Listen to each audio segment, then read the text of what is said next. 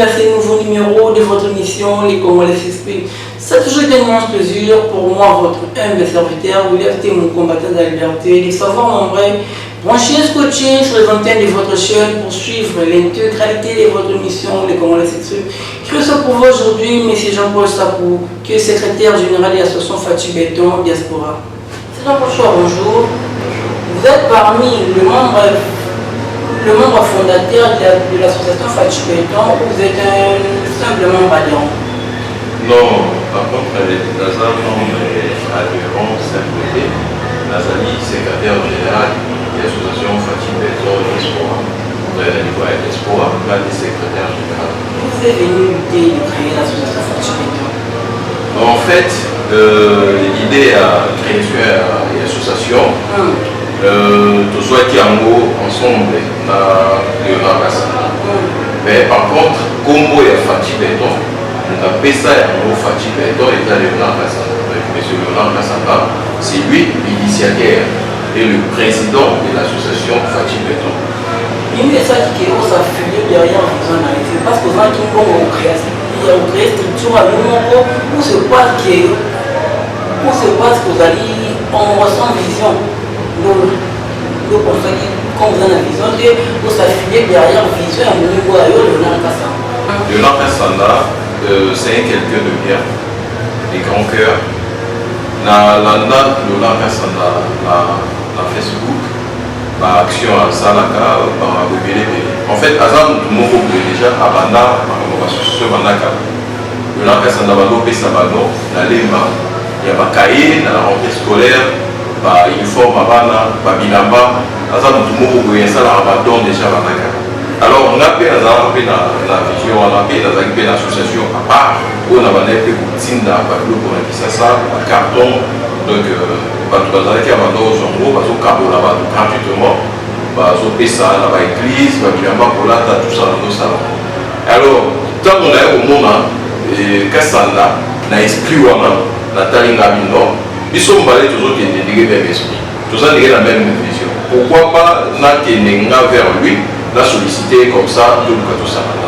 Pourquoi pas pour créer structure à l'humour et puis pour s'affilier, pour ça la partenariat? Ben, c'est là maintenant où ils ont comme l'esprit à peu près congolais.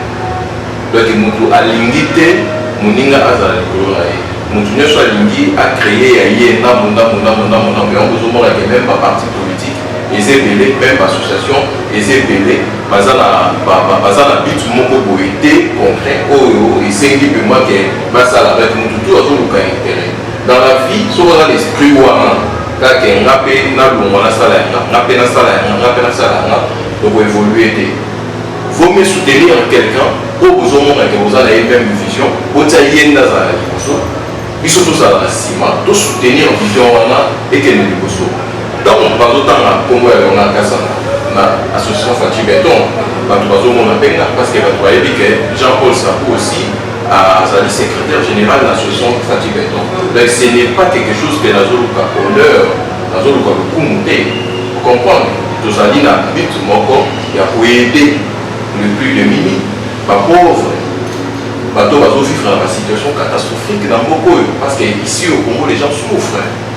Vous comprenez? Donc c'est là qu'on a ce qu'on a préféré qui n'a accompagné Léonard Kassanda, la vision, parce que le gars a la même vision, n'a pas travailler ensemble. Nous nous prenons comme objectif au sein de l'association Fatih Béton. Et là on dit d'accord, au moins l'association est belée. Surtout à Congo, l'association est belée, depuis la temps de Mobutu, les amis, les MPR finis, il y en avait beaucoup, tout genre de sortes des associations. Pourquoi? Parce que le système Mongo est que vous créez l'association à Bino, après vous s'affiliez dans le parti politique, tout le monde a entendu Joseph Kabila aussi, c'était pareil. Maintenant, ce qui fait la différence, il y a Fatih Béton, Aza Jarwanate, que vous créez la structure, on a Bino, Boye, Sikoyo, Boye, Kabila, Bino, on a maillé,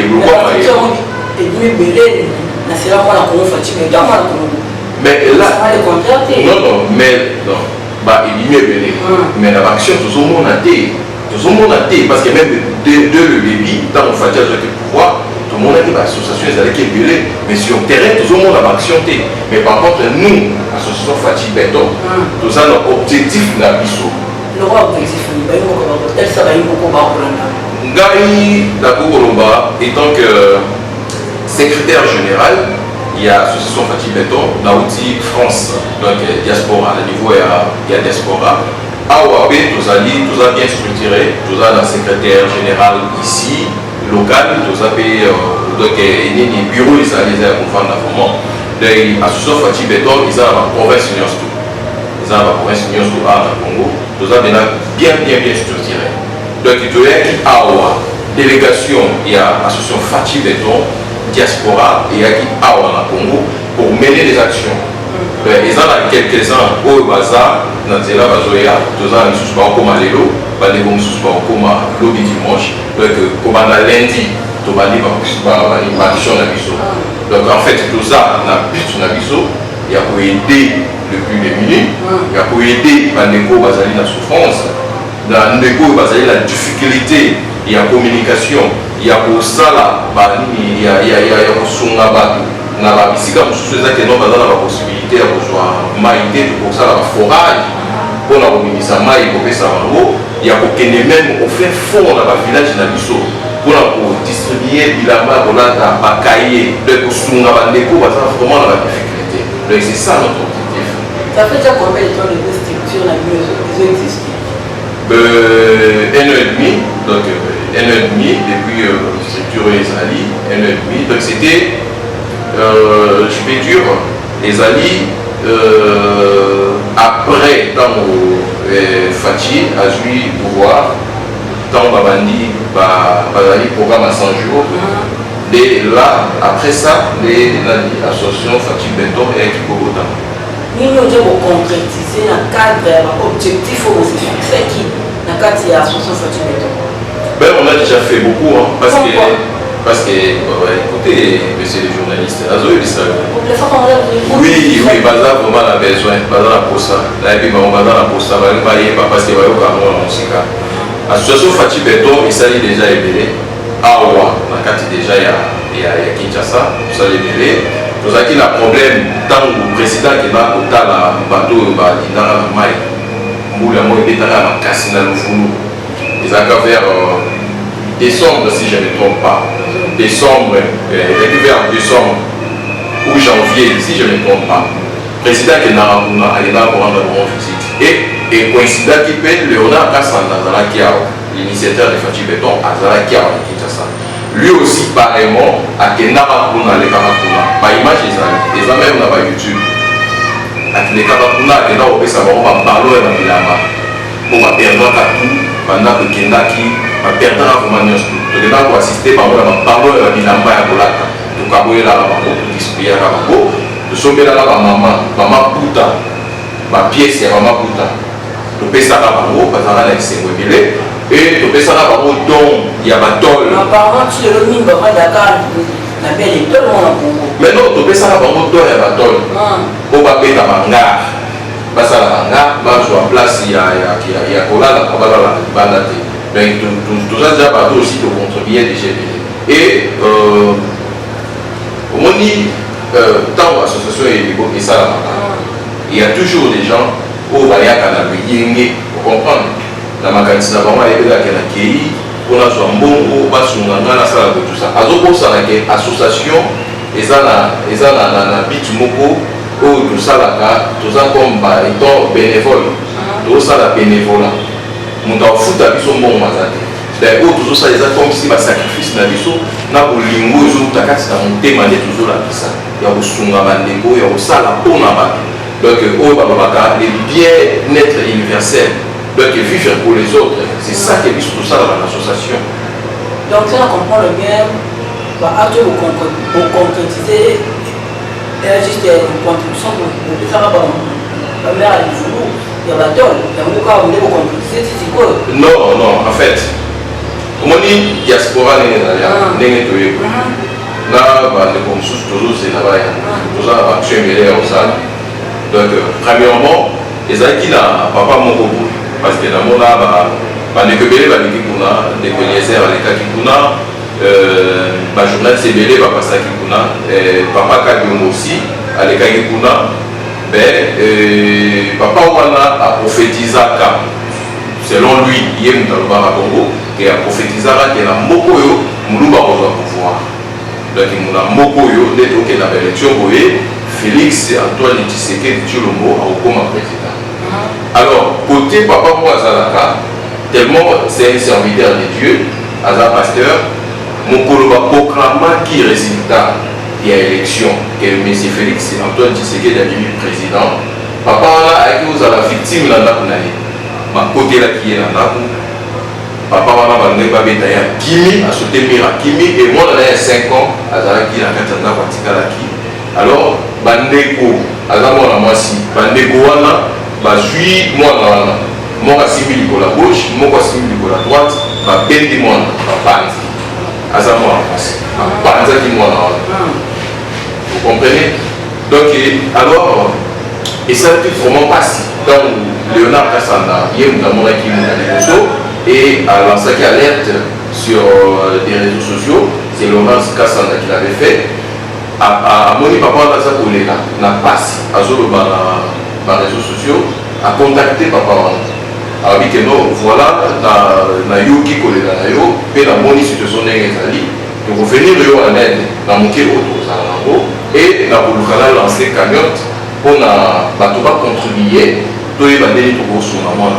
Il y avait beaucoup des associations où ba intervenant qui pour la situation na bisubi ba yaki na quatre mon connaître il y a profit tout ça mais biso tout ça là qui amour on a profité pour que tout le tomi la qui s'até pour tomi bimisa bete mais ça finit du cœur en plus il y a comme on a moi si faut ozala moto ozanga montema ozanga mao kosimba likolo moko ya mwana oyo asimbi gauche oyo asimbi droite bobendi bopanzi boekarte mwana bopanzi mpe na mwana azoyi niveau ya colonne abukanaki bassin na ye mpe ebukanaki. Alors à travers notre message à travers des vidéos oyo Léonard Kassanda bandaki kosala butu moi toyokomona keno leki ya président Fachi aye kozwa papa wana en charge esepelisa ye biso mingi parce que toza niveau oyo mwana nazali na bamoyen oyo ezosenga ya traitement mwana nazwa na niveau toza nango nano na moki oyo toza kodeplie.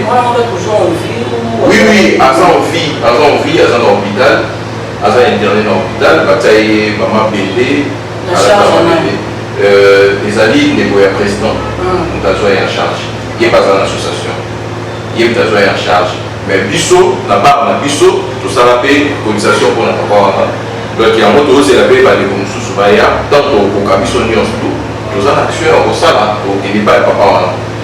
À part ça toza na action mosusu oyo tokomene tokokende kotala bana nani famille ya bandeko oyo ya bajimo batumbaki bango na bakongo et y avait des jumeaux na kinzambe te batumba bango na bango tokende na famille wana po tokeyanda bango visite et en plus tozali sur l'action mosusu ya kosala tokokende na hôpital moko toponaki mpona kobimisa bamalade nyonso baza wana bakangama baza na mbongo ya kofuta te bao baza bakangama na cause ya mbongo ya kofuta ya hôpital eza te donc tokokende po tobimisa bango nyonso wana eza na cadre ya association Fachi Beton na bamoyen na biso moko donc toza na posa te ke soit président a financé biso apesa biso mbongo to gouvernement apesa biso mbongo abenga biso po tosala tokutana tosolola to apesa te ye tombongo wako apesa biso non c'est non monsieur Williv président na mbongo te lui non omoni c'est quoi congolais oyo biso congolais de il y a un grand changement dans mboka oyo Congo. Il y a un grand changement là, je vous dis la vérité parce que bato mosusu balingi kondimante koso moto aboya boyina il y a un grand changement dans ce pays. Félix apesa bato mbongo te ça va tomber au monde. Par contre, ils ont un ministère, mon bimba, et ceux qui battent à la association. Ceux qui n'ont tout ça en ordre, dans le document, dans le projet, tout ça, tout le monde peut être comme ça à quelconque. Là, quand ça dossier, la puissance dans le ministère, voilà. Par contre, on va subventionner l'ISO. Mais ce n'est pas, mais c'est le président qui a un bon appel ça. Non, c'est un père de la famille aussi. À ça, le bon d'ailleurs, à la famille, il y a la charge de payer dans le tour. À part dans le pays où il y a tout dirigé. Mais la salaire au monde qui a tout besoin. Parce que dans la famille, mon bimba, est-ce qu'on trouve ça? Même pas besoin d'avoir un resto. Non. Donc nous ne sommes pas là pour demander l'argent au président de la République. Non, même si on a fait ce monde, pour retourner, c'est le président pour nous faire ça ce jour. Mais non, même si on a non, ceux qui, mais c'est le président Simbeke Samboka, avec M. Bon, on appelle ça Bisso, il y a la émission de notre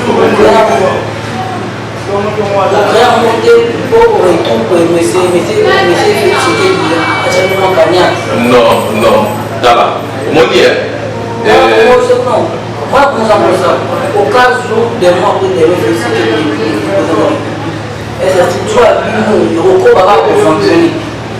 évidemment, ça va toujours continuer à fonctionner. Pourquoi? On peut s'en donner des exemples. Tout ça. Même si des mois, c'est que ça va continuer. Est-ce que tout ça dans l'hôpital comment est monté, c'est ça? Tout ça là-bas, c'est Raphaël était. Tout ça là-bas, il y a beaucoup. Apparemment, beaucoup de gens ont évoqué, moi, pour faire ce qu'il y a à composer dans la République, moi, pour. Yoga, Naipso, c'est très mauvais. Non. Non, c'est pas ça. Yoga, mais nous ne sommes pas des chômeurs. Toi, dans Zala, tu es venu dans l'environnement, tu es venu dans Zala, côté Nzala, c'est tout long, Nzala. Tu n'as pas dans Zala. Vous comprenez? Donc, tu y es pour qui m'a dit que mais c'est le président. Non, ce n'est pas ça. Ce n'est pas ça. Yoga.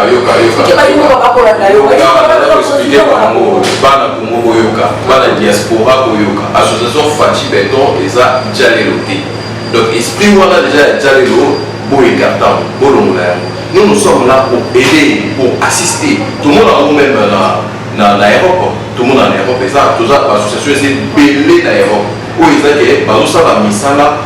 Où le gouvernement peut-être a la possibilité ou bien a accepté quelque part, mais par l'association, par exemple, qui est des mêmes faire plus fort, il y a une situation à battre. Même si vous avez là, la musique, non, kaka association ndenge moto bango porter bango en aide de Yamoussoukro biso tous en esprit wana tovandi na boto toyebi makambo ndenge c'est pas ça. Nous sommes pas là pour monsieur le président apesa biso mbongo. Association Fati Béton, nous on a profité aussi derrière ces noms-là de Fati Béton parce que Combo ici est cartonné et salami. Donc voilà, il y a quelqu'un, mais c'est Léonard Kassanda et c'est Fati Béton, Combo et Béton, et Béton est qui. Mais pourquoi pas faire une association pour la Combo? Voilà notre place biso vous allez l'idée moi. Mais tout ça c'est pour lobby de Fati, après c'est biso en bon. Tout ça on a été pour lobby Fati à ceux qui a ça la soutien. Non, nous sommes pas là. Tout ça on a pour la kusunga pande pour la biso oyo bazali awa na Congo na ba situation difficile. Tu vois la photo pour deux amboka matériel et ali. Donc entre nous tout ça n'a pas démon de bébé n'a pas décollé biso bazali na quatre association bango pe va profiter donc créer ma école de formation donc ça là parce que nous avons cette volonté là donc créer ma école de formation et des coupes couture des menuiseries donc, pour projet d'avenir, on a des années aussi en fondation, aussi en association Fati.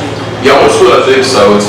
Pour créer l'école de formation, et les pour la jeune, pour former Bango dans la métier, dans l'école des métiers, pour former Bango parce que nous n'avons pas la possibilité de faire un PP, ça demande beaucoup d'argent, par moyen ça.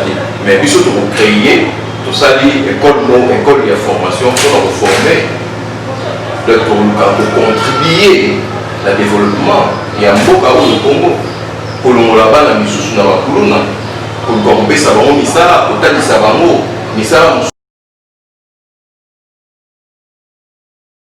il y a beaucoup de choses tout ça de santé parce que sur la vie l'hôpital c'est grand et c'est un peu gros mais tout ça la centre de santé où ils ont que bana ya association kaka bazosala na kati kuna ezopermettre bango bazala paye po banori mpe bamabota na bango bakanisa nini bolenge mpona balingi moko baza na besoin korejoindre mpe ya koadere na kati ya association fatigué numéro ya telefone eza wana babenga biso toza na posa ya bato baya to travailler ensemble donc nazoyebisa bino déjà ezali bénévolat toza babénévole donc moto afutaka biso aza te donc tozosenga na bino boya borejoindre biso to travailler ensemble nde tosala makambo ya minene donc banimero ya telefone eza wana bomona ekoafishe wana soit bobengi ngai Jean-Paul Sakou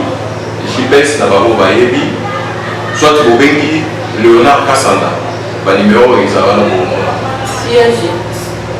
siège ya association ya niveau Kinshasa ouais, siège ezali mais non, c'est adresse non parce que j'ai pas dans la tête adresse siège donc adresse complète tout est à la wana on a contacter biso.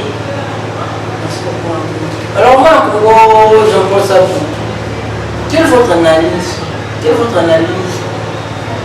par rapport à la consultation de chef par rapport à la consultation socio-politique au chef d'État fatigué à ce moment biso kozala na président Mutema molo Fachi Beto omoni les gens ne comprennent pas Fachi alobaki osala teke na koma dictateur ana posa wana te on déjà l'initiative ya consultation aza na posa ayoka motu nyonso ayoki peuple kobanda na bato ya minene oyo tomonaka baminene les hommes forts ti na bato ya se oyo tobengaka bashege aza na posa koyoka après akozwa en fait aza déjà na idée na ye ya makambo nini oyo ya oloba ya nini oyo alingi asala mais alingi mpe badécision ezwaka na niveau monoko te omoni eza stratégie yoka wana eza stratégie de comprendre que non président de la République amikitisi parce que lui-même c'est une institution ye moko alingi te azwa badécision po ekozala ya makasi ntango mosusu population ekokoloba keno président place osali boye efali pa osala ngo mais afungoli porte mpona moto nyonso ayokana na moto nyonso ayokana bafie ya moko mais na bato nyonso oyo baleki kuna oyo président solola bango naloba 99% balobi kaka likambo moko oyo ye moko mpe président azokanisa na yasili yango te président azokanisa maintenant nakoloba te nakokoavance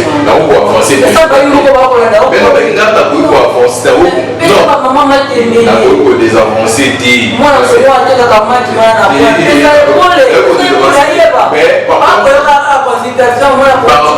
par contre nakoyebisa bino na biso nyonso tozala derrière notre président Félix Antoine Tshilombo Tshisekedi Fachi Beto. Restons tous derrière d'ailleurs où il y a ça en des gens qui dialoguent le débat en fait qui dialoguent non mais Kongani oh mais non notre émission le bilan de vie dans la Zagreb va pas suivre et si de l'on a nzala et pas nzala souté la petite soigna rôle que l'on dit sur la Zagreb des gens sont pas nzala té eza solo makambo te na biso sikoyo naloba na sikoyo étant chrétienne nini litomani na ozala nango de chercher à gagner tout quoi. N'a pas de nyonso, n'a pas de nyonso. Qu'un jour on a perdre la vie éternelle. Et là où il est qui, la nyonso est abonnée. Les gens souffrent dans ces pays. Pas de façon mieux quoi, pas de façon souffrir dans beaucoup. Et c'est que tout ça a quelque chose. On a raté, les autres ça, on a vu sur. On a fait la richité. Quand ça n'a pas à richité, on a fait la mieux sauter. Mais par contre, na monté mana bolingo, na ba salaire na biso to zo la poto. Ya on to zo luka, to sa ki sa ndamu mpona koluka. Ko aider ba ndeko na biso. Ni le baïmo va vous gagner la case de la consultation. Mais il y a la consultation. L'intérêt à maman a dit que maman pendant quoi les amis. Pour améliorer la vie de la population. C'est ça, il y a un chef de l'État. À bandit dans la consultation. Et la décision est prise après. C'est ça qui va pousser. Donc ceux qui ne comprennent bien après la consultation, la mort libre va comme le malamu. Comme on a dit, convenablement, les articles de la Constitution lobby. Yoga. Il faut. Les gens comprennent bien l'affaire en consultation. Peuple congolais.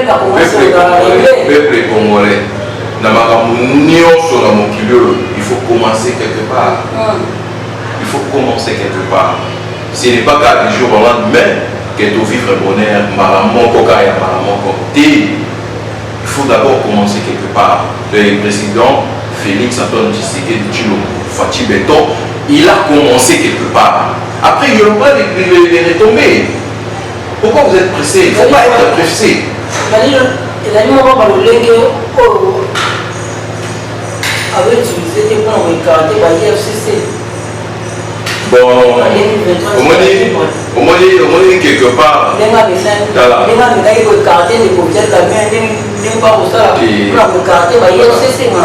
faut pas qu'il dans la lecture. Il faut qu'il dans la lecture. Fachi a écarté l'État camérité. Un jour, on se sur la caméra, ils ont rassigé la caméra pour leur faire comprendre aussi a écarté la caméra et Fachi a écarté FCCT. Le problème c'est quoi? Ce total bien. Même Martin Fayot, à l'Obarango, on a PCI, FCC Babeki, et ça Fachi. Pourquoi? Non, c'était pas ça. Non, c'était pas ça.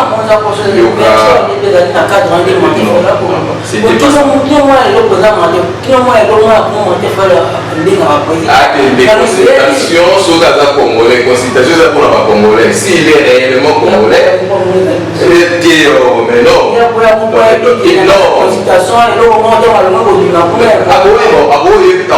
Consultation, ici, bon, dit, monsieur Félix, yo, il va pouvoir, la zone c'est là, à quel moment on a la consultation? Consultation, c'est pour tous les Congolais. On va se sentir qu'il y a un Congolais, va dîner l'invitation. Qu'aider? Son guetté, c'est aux gens Congolais. Mais c'est Katoundiaye, parce qu'il est Congolais. Il est Congolais, j'ai perdu, il est Congolais ailleurs. Ce qui met ses faillots, lui, il est Congolais, à quel est au bout d'un an. Les gens Moutou, on sent qu'il y a l'acceptation comme si il y a Fatima sur la raté. Non, ça va tout, très bien pour les caméras, Basolo là, Kati, très bon, il va aller à quel sur la comme Jean-Pierre Bima Fachi, mon frère, au vital de l'Ondani. Par rapport à la coalition, coalition? Ah, mais non, mon frère. Laisse tomber. Il ne faut même plus parler des FCC. Moko et Koufi, Négo-Biliv, n'a pas si la grâce à mon goût, tout le monde a l'ordre. Non, on ne corrige pas une erreur par un autre. On ne peut pas parler de mon goût tout le monde que non, voilà, les FCC va se justifier comment va détruire Moko parce que mon goût n'a pas manqué. Non, même le président Fachi a coquille jamais pour le Bakeno. Voilà qu'il a toujours réussi pour Joseph Kabila qui n'a 18 ans. Non. Hier, au Sala, où il y a coquille au Sala, c'est pas lui. C'est pas lui.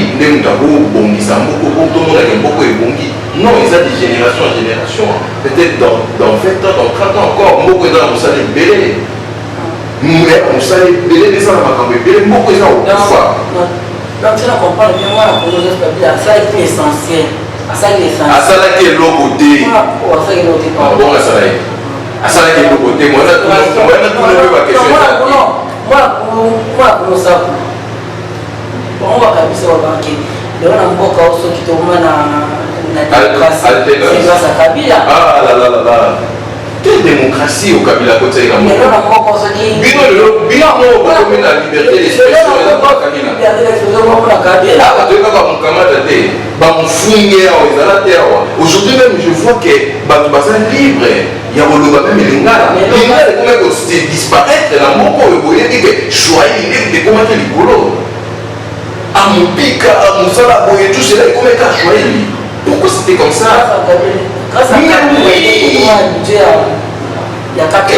Vous voulez parler de budget?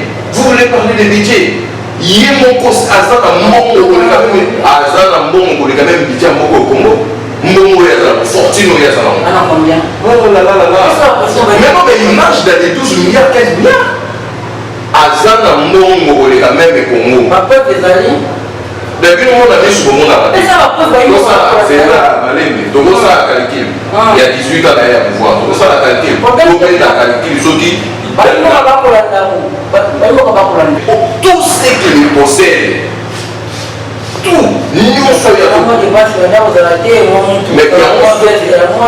non, étant que président de la République, va faire ça avant une chose. Ça, mon tout cas, mon salaire, ce qui part à naïe, même habillement naïe, et voilà budget de fonctionnement. Non, pas le budget de fonctionnement, on est un bon l'État. Et là, un bon naïe, c'est pour ça que non, mais c'est Félix, ça un bon modèle, on peut s'aviser. Azan a monté parce que derrière lui, il a sa famille aussi. Il faut s'en occuper là-bas. Bissot, l'association, tout ça a besoin de payer. Tout ça vraiment a besoin de payer. Parce que, calcul pour tout ça en haut, n'a pas de dépenses, c'est né.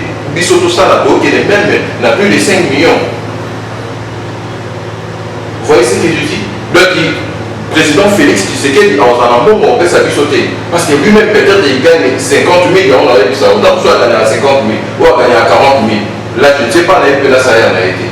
Là, on peut s'abisoter quoi? Nous ne sommes pas là pour nous pousser, on a monsieur le président qui a fait sa mission. Non, biso tout ça, on a un esprit, pour biso tout ça, on a poto, tout y est, dans la poto système, il y a cotisation et ça.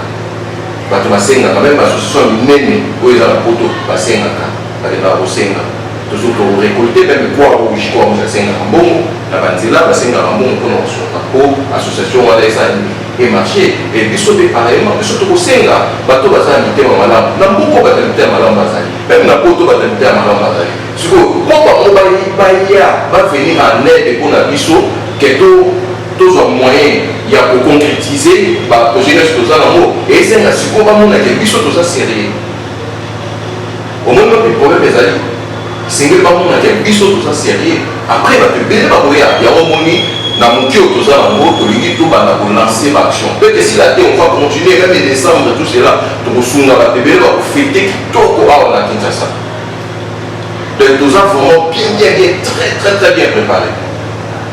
Vai falar a condição de cicatrização. Tá lá. Écoute.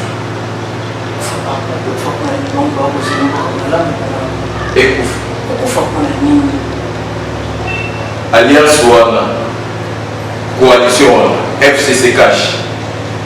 Peuple lié à mon discours. Peuple le nini pour que nous soyons mon appel bandima. Baligné à mon thé. Donc écoute pour baligné à mon thé. Faire en coalition de l'eau et on profiter de la population. Peuple dans la bénéficiaire.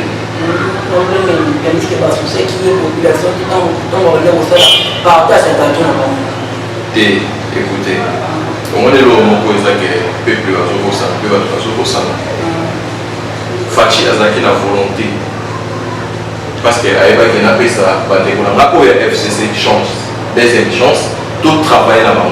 Par rapport, il y a une vision où il y a chef de l'État doit rapporter.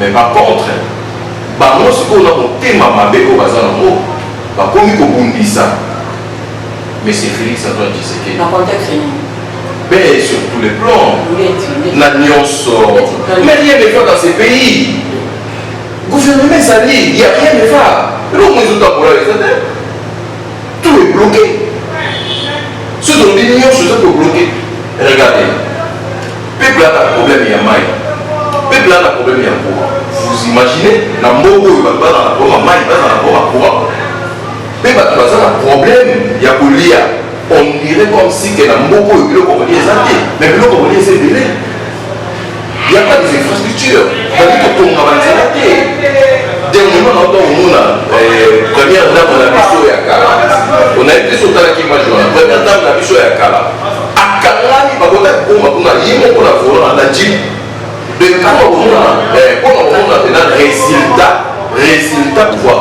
je ne sais même pas soki ande kolobama mamoni na kati ya motema na ye omoni sikoyo ce genre de route wana na niveau kuna ya mboka wana basalaka bambala basalaka batungulu basalaka makambo ebele ebele basalaka kuna sikoyo moyen nini oyo ekokosalaka no biloko bango baproduit bazosala kuna babimisa yango libanda moyen bimisa te parceke banzela eza te nyonso baosala ekolaka kuna comprenez donc FCC babomi mboka oyo bakoleka meme na ntango mobutu babomi moni soki tolobaka mobutu akoma mboka oyo mobutu akotisaka corruption makasi na kati ya Congo akotisaka corruption makasi na kati ya Congo eloko ekomi mboka oyo eza no bapillage na biso moko tosala topia yango nde toboma pena mboka mpe tozongisa ngo nsima mais Kabila aye croyant que à apporter quelque chose il y a bien tout le monde qui a la publicité 5 chantiers quoi besoin d'un moment à ma casse quoi les modernités les révolution yoka como la comment on est révolution de la comment quelqu'un attend ça et a zolenga c'est quoi ça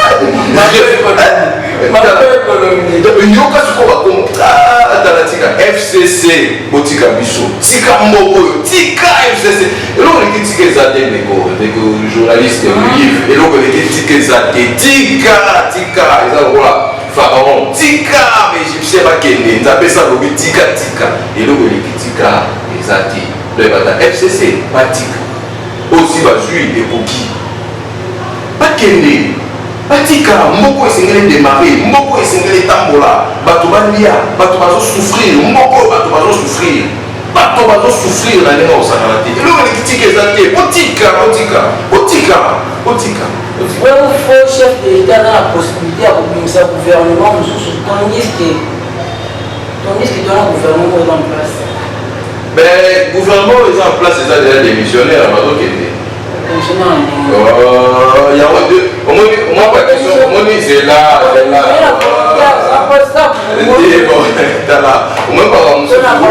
bino bajournaliste kozala mwa baquestion piège moko boye kolingaka toujours obimisa seke oyekana kati ya motema motu elobama fois bimisa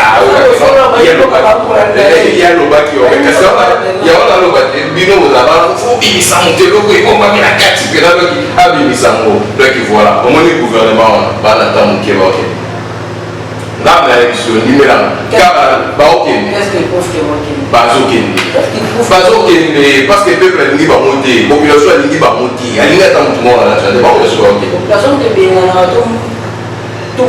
mokonzi ya mboka ayoki kolela ya peuple ocomprendre mais sikoyo nga na yeso keno y aura des retombées mpona makambo ya consultation y en aura baretombé kekana pour violer même constitution. Pour violer constitution, pourquoi non, il va même pas aux affaires. À violer constitution, on n'a pas droit. Procédure n'y a pas il y a des personnes qui ne faut pas venir ça.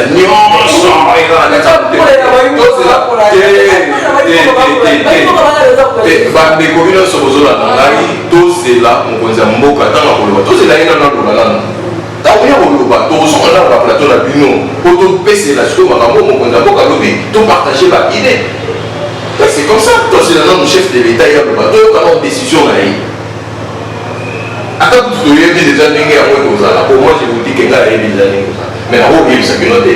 Tout c'est là, non, on défense chef de l'État. Disposition constitutionnelle qui fait pour nommer soit nommer ministre tandis que le gouvernement en place.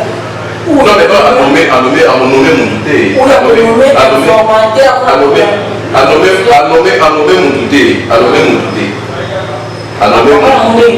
Non, non, ce n'est pas ça. Il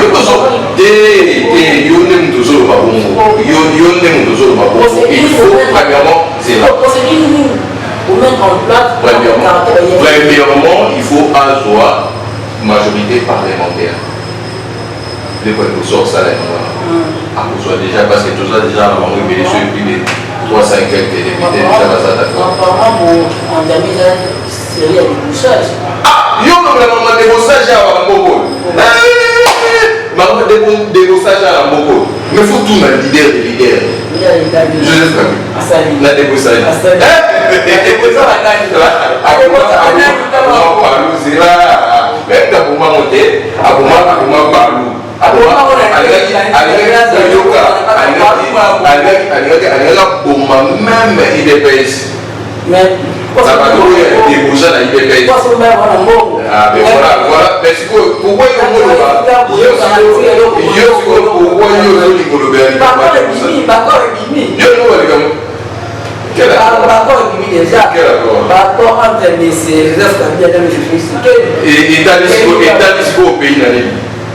État des pays n'anime pas encore État des pays n'est voté, ça nous non, mais ça nous empêche pas. Mais vous savez que vous posez à oui.